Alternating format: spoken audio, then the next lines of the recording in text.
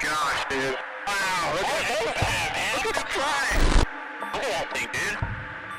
We're going against the wind. The wind's 120 knots to the west. Roland Heitzman says he saw a UFO and has part of the spaceship to prove it. बचपन में हम सब ने एक ना एक बार तो ये चीज़ सोची होगी कि क्या सच में ऐसी कोई बीइंग्स हैं जो अर्थ के बाहर से बिलोंग करते हैं। मतलब सच में कोई ऐसी स्पीशीज़ या एलियंस हैं जो हमसे बहुत ज़्यादा हायर नॉलेज रखते हैं एंड दूसरे प्लैनेट्स या दूसरे सेलेस्टियल बॉडीज से आए हैं।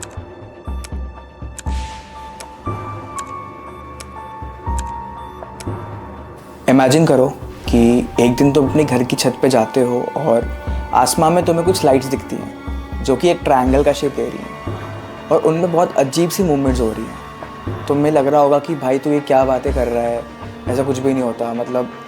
बट अगर मैं तुम्हें बोलूँ कि यूएस में कुछ लोगों ने ऐसी कुछ चीज़ें अपने कैमरे में रिकॉर्ड करी हैं। That's a UFO for sure. Yeah, that's pretty good. Yo, it's like that thing they showed on. Oh, whoa. What is that? There's a third one. Hey, Sue?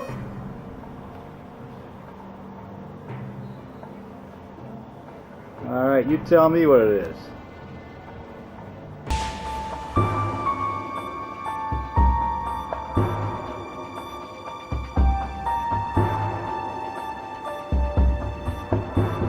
Oh, what do we got?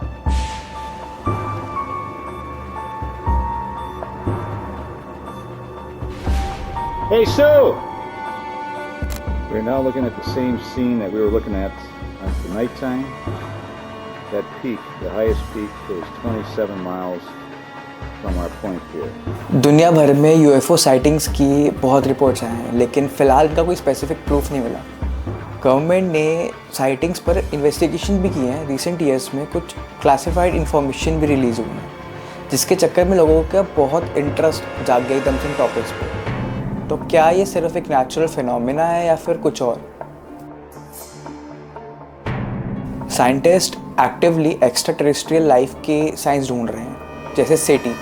अगर तुम्हें नहीं पता सेटी क्या है, तो सेटी एक ऑर्गेनाइजेशन है जो स्पेस से रेडियो सिग्नल्स को मॉनिटर करता है और ऐसे सिग्नल्स ढूंढता है जो इंटेलिजेंट लाइफ को इंडिकेट करते हैं। एंड डू यू नो कि साइंटिस्ट ने बहुत सारे ऐसे एक्सोप्लैनेट्स भी डिस्कवर किए हैं जो एक्चुअली में हैबिटेबल जोन में है, यानी यहाँ पे पानी लिक्विड के फॉर्म में हो सकता है।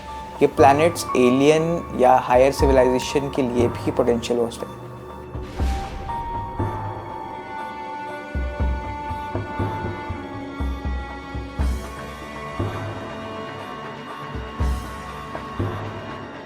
अब आते हैं एरिया 51 के बारे में। तो एरिया 51 के बारे में बहुत सारी कॉन्स्पिरेसी थ्योरीज आई हैं। यहाँ मतलब ये माना जाता है कि यहाँ पर एलियंस और यूएफओ को स्टडी किया जाता है, बट एक्चुअली में एरिया 51 के बारे में ये कहना मुश्किल है कि वहाँ एलियंस है या नहीं। बहुत सारे लोगों का ये मानना है कि यहाँ पर एलियन लाइफ और यूएफओस को स्टडी करते हैं, लेकिन इसके लिए कोई कॉन्क्रीट एविडेंस नहीं है। गवर्नमेंट ने ऑफिशियली कभी भी ये नहीं माना कि वहाँ एलियंस हैं, लेकिन कॉन्स्पिरेसी थ्योरीज के चलते लोगों ने बहुत सी कहानियाँ बनाई हैं। ये थ्योरीज एक्चुअली में इस वजह से ही पॉपुलर है क्योंकि एरिया 51 की सीक्रेसी और मिलिट्री एक्टिविटीज़ ने लोगों की क्यूरियोसिटी बहुत ही बढ़ा दी है। तो जब तक कोई सॉलिड प्रूफ नहीं मिलता, ये सिर्फ एक स्पेकुलेशन ही है। एक कॉन्स्पिरेसी थ्योरी और है, एंशिएंट एलियन थ्योरी। ये थ्योरी मानती है कि पुरानी सिविलाइजेशन जैसे कि इजिप्शियन, मायान्स और इंडस वैली ने एलियन से कॉन्टैक्ट किया था। इस थ्योरी के सपोर्टर्स का कहना है कि कुछ एंशिएंट स्ट्रक्चर और आर्टिफैक्ट्स जो मतलब आज भी समझाना मुश्किल है, उनका कंस्ट्रक्शन या क्रिएशन किसी हायर सिविलाइजेशन ने ही करा है।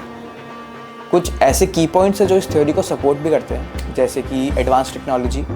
ये कहा जाता है कि पुरानी सिविलाइजेशंस के पास ऐसी टेक्नोलॉजी थी जो उनके टाइम के लिए बहुत एडवांस थी, जैसे कि पिरामिड्स का कंस्ट्रक्शन या स्टोनहेंज।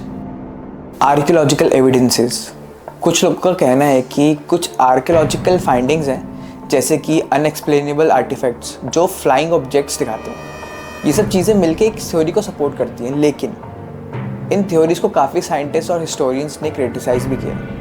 उनका कहना है कि ये स्टोरी ह्यूमन अचीवमेंट को अंडरएस्टिमेट करती है और ये सब कुछ एक्सप्लेन करने के लिए एलियंस को इन्वॉल्व करना ज़रूरी नहीं है। यह थ्योरी कंट्रोवर्शियल है क्योंकि इस पर कोई सॉलिड साइंटिफिक एविडेंस नहीं है, लेकिन लोगों को ये काफ़ी इंटरेस्टिंग लगता है। ये उनकी इमेजिनेशन को प्रोवोक करता है और उन्हें सोचने पे मजबूर करता है कि शायद हमारे इतिहास में कुछ ऐसा है जो हम नहीं समझ पाए।